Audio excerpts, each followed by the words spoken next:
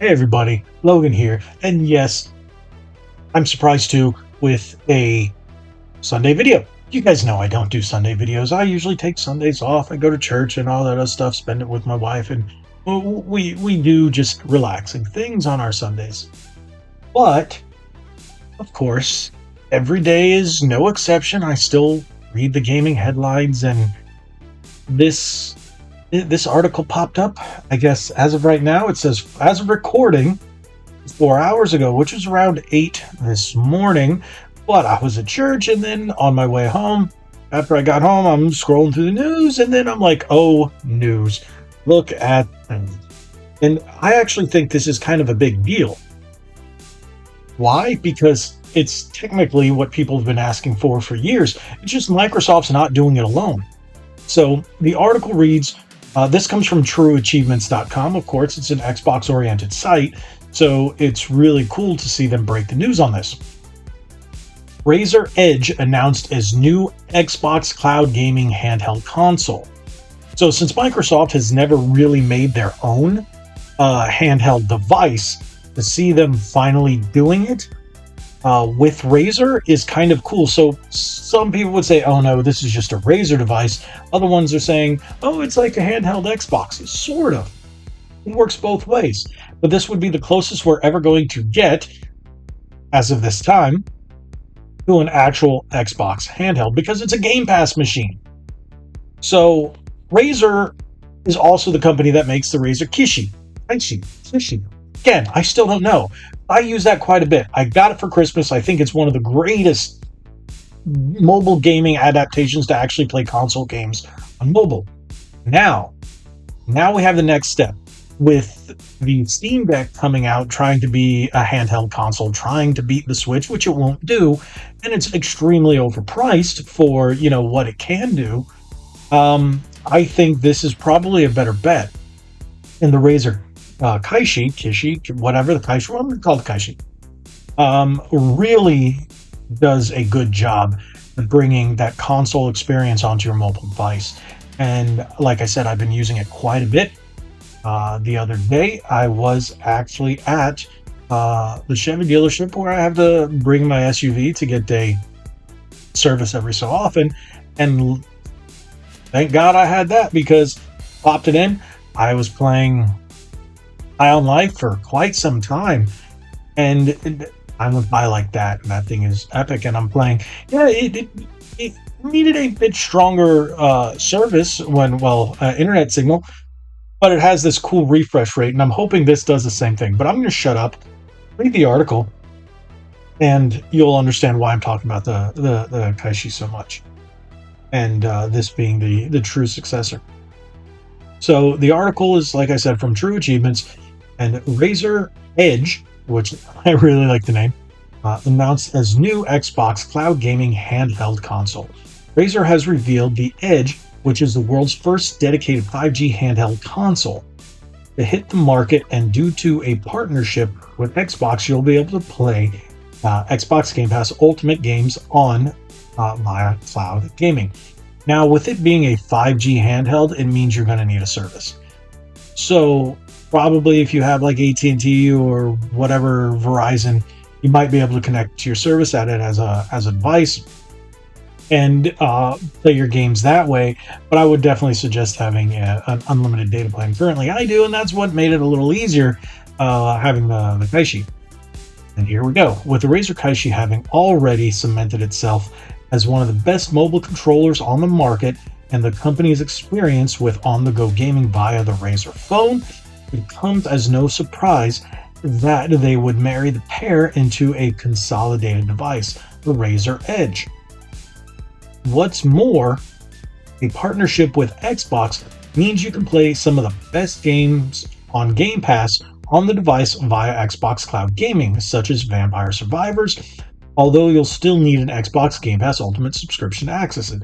Now, Vampire Survivors, one of my friends, Eric, recently recommended it to me, and I did download it. Haven't had a chance to play it, but I've heard nothing but good things. So you can play that. I think it's on mobile as well, but the controls, he said, having an actual controller makes it much, much better. So that's what the device is going to look like itself. it looks like the Kaishi on a phone with a larger screen. Now, I am going to look into this and see how much it is and go on from there. But if you need a 5G account or service, that might be a little thing. But if you can still connect to the Wi-Fi and play that way, that's one thing too. And well, let me keep reading. Launching on January 26th, the Razer Edge will be available in three formats: Razer Edge Wi-Fi, Razer Edge Founders Edition, and Razer Edge 5G. There you go. While the latter doesn't currently have a price tag, we do know that the two former models will set you back $399 and $499 respectively. And yeah, that price tag is still a little high. So it's safe to assume you could be looking at $600 or more for the full 5G experience, but it sounds like you might get plenty of bang for your buck. Each device comes with Razer Kishi V2 included. Yes, the Edge is actually the screen itself, which allows you to easily use it for touch control gaming or snap it back into the Kaishi or the use of conventional joysticks and triggers.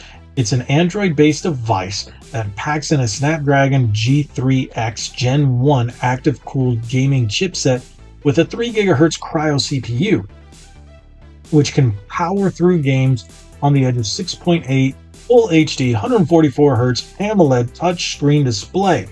For the Razer Edge 5G model itself, Razer's partnered with Verizon to optimize the Edge for the company's 5G ultra wideband network. Now that makes me wonder, can it only be used on Verizon? I have AT&T.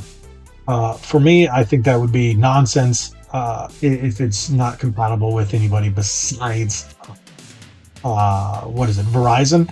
Because to be honest, I don't know that many people that have Verizon. So most people I know have AT&T, but hey, Verizon's a thing. Whether the device will be able to compete in a market that is currently dominated by mobiles, which most players already have, remains to be seen. But it will be interesting to see how well it performs at launch. So, with that being said, being the screen itself, and then the Kaishi is great, but that's the V2. I'm not a big fan of the way the V2 kind of isn't as compact. So I like the V1, we'll call it. That's the one I have. I prefer that one. Not because I have it, I just like how it can be a lot easier in the pocket. So that pricing is a little high. I do like the power behind it. That is some nice power.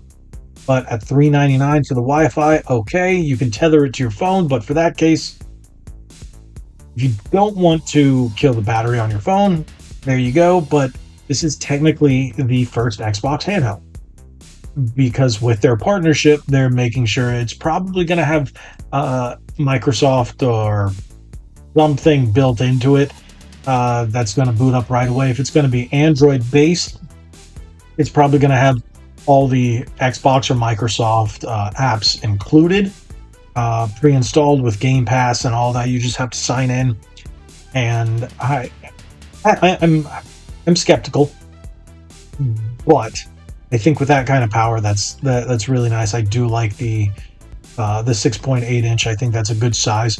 144 hertz AMOLED is nice as well. The 3 gigahertz Cryo CPU, I don't know too much about that, so I'm gonna have to look more into that, and I hope it does stay cool. But the Snapdragon Gen 3X Gen 1 is a newer one, if I'm not mistaken. My phone does. I think my phone only has a Snapdragon Gen 1. What I think that's about a year and a half old processor. But that makes me think, all right, if the S23 comes out with a similar GPU or processor, I should say, would it even be worth it to buy this if you already have your phone? Now, that's one thing that makes me think, if you already have your phone, do you really need this? And if your phone is powerful enough, you get the Kaishi, it's going to save you a lot of money. But the big news, I'm going to stop rambling. The big news here is ultimately that it's now a co-branded handheld via Xbox with Razer. And technically, it is the Xbox handheld. Technically, it isn't. So it's one of those, it all depends on how you look at it. But I think that's a pretty good bit. What do you guys think about this? With this being announced and coming out so soon, I don't know.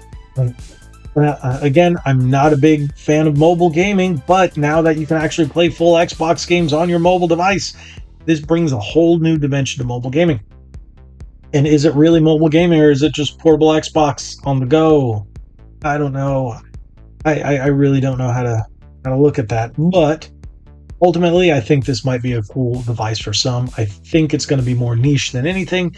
If you really have a phone, especially if you have a Galaxy, Samsung Galaxy, or the Razer phone. The only reason I didn't look into the Razer phone as much as I did about picking it up, I do like the phone itself, is the camera. And I really like my cameras to be good. That's why I go with Samsung, because I do a lot of recording using those cameras because they are top notch. They're better than a lot of the cameras I can buy for at equal price. So, and even some even higher price. The cameras are fantastic on Samsung phones. But there we go. I'll shut up now. This video's gone on long enough. Hopefully you guys have a good day. Hopefully you found any of this information at all entertaining at the very least, or informative. But thank you guys so much. Again, remember to follow us on our socials at Red Bandana Gaming on Instagram and Facebook, at RBG_retro on the Twitter. Hit that subscribe button, hit that like button, share this video. Yeah, thank you guys so much. Like we always say, be legendary. Thanks again.